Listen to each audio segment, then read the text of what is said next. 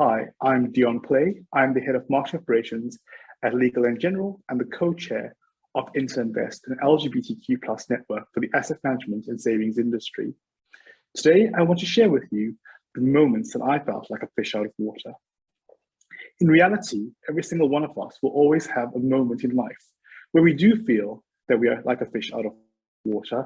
Unfortunately, I've had many of those. But today I really want to share three key moments in my life where I definitely felt like a fish out of water. Now, let's be honest with each other. The key things here, there's always two challenges. One is we all suffer with our own insecurities, our self-beliefs, and our cultural biases. The other is driven by societal values and also biases. Now, I remember going back to when I was a very young boy growing up in South Africa and not really fitting in around the age of 11, 12, 13, where I suddenly discovered that I was different. And by that difference, I mean that I discovered that I wasn't attracted to girls. Now, for me, I suddenly felt like a fish out of water because everybody around me was behaving differently from me, because society demands that we love the opposite sex. And that made me really uncomfortable. Now, at that point, I didn't realize that I was, LGBT plus or a gay man, because as a young boy, nobody spoke about the LGBT plus community.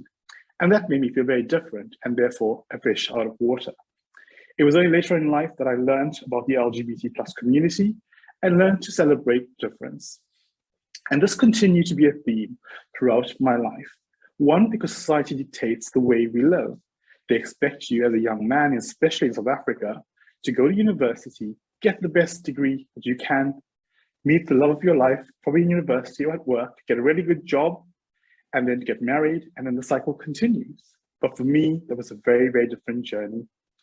I decided that I was going to get a good degree, get the education, but to try and find my freedom. Finding my freedom meant leaving South Africa, my family, and moving to the UK to pursue something that I was, that I wanted to do for myself, to be my authentic self and to be free of the burden of being different.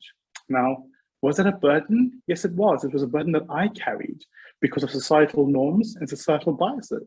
I chose to hide my sexuality and my identity just so that I could survive in society.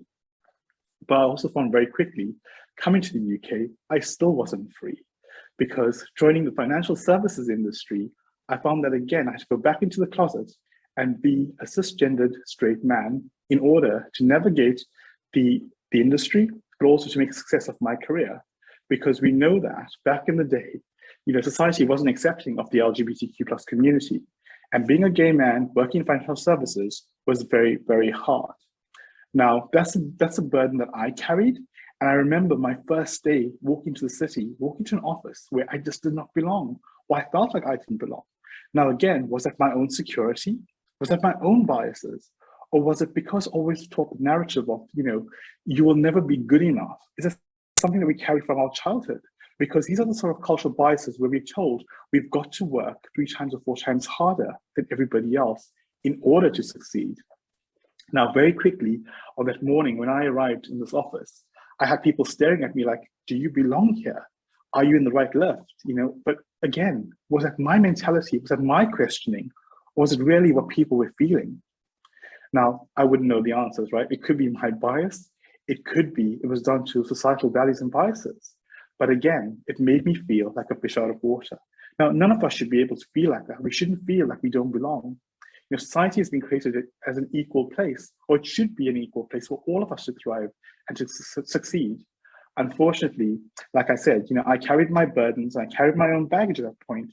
So I don't really know if it was society that was judging me or me judging myself. And this continues to be a theme, like I said, as I built up my career. Every single time I was working really, really hard, but not achieving as much as I should be achieving. I saw all my colleagues who were being promoted above me. I kept on questioning, why not me? I'm getting all this great feedback. I'm doing all these great things. And then it dawned on me, or actually, I then found a mentor who told me, the reason you're not succeeding as fast as everybody else is because you're not networking. Again, I hate networking.